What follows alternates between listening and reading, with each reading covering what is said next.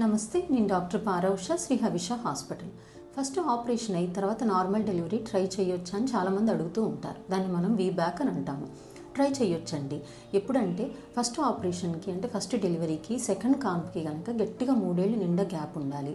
లోపల baby average wait ఉండాలి, అంటే 2.5 కిలోల నుంచి 3 కిలోల మధ్యలో. ఎక్కువ వెయిట్ ఉండకూడదు. ఉమ్మనీరు బాగుండాలి. తల్లికి కూడా ఏ ఇతర కాంప్లికేషన్స్ ఉండకూడదు, అంటే షుగరు, బీపీ ఇలాంటివి, ఫిట్స్ లాంటివి ఏ మెడికల్ కాంప్లికేషన్స్ ఉండకూడదు. 38 వారాలప్పుడు ఇంతకుముందు కోసిన కోత స్కార్ థిక్నెస్ అంటాము. దాన్ని ఒకసారి స్కాన్లో చూసుకొని అది మంచిగానే ఉంది అనుకుంటే 38 వారాలప్పుడు మందులు పెట్టించుకొని నార్మల్ డెలివరీకి ట్రై చేయొచ్చు. కొన్నిసార్లు ఏంటంటే ఈ ప్రాసెస్లో స్కార్ అనేది, అంటే ఇంతకుముందు కోసిన కోత ఒక్కొక్కసారి పలుచబడే ఛాన్స్ ఉంటుంది. అప్పుడు ఎమర్జెన్సీగా సర్జరీకి వెళ్ళాల్సి వస్తుంది. సో వీబ్యాక్ అనేది అంటే ఫస్ట్ ఆపరేషన్ అయ్యి తర్వాత నార్మల్ డెలివరీ ట్రై చేయొచ్చు. Thank you.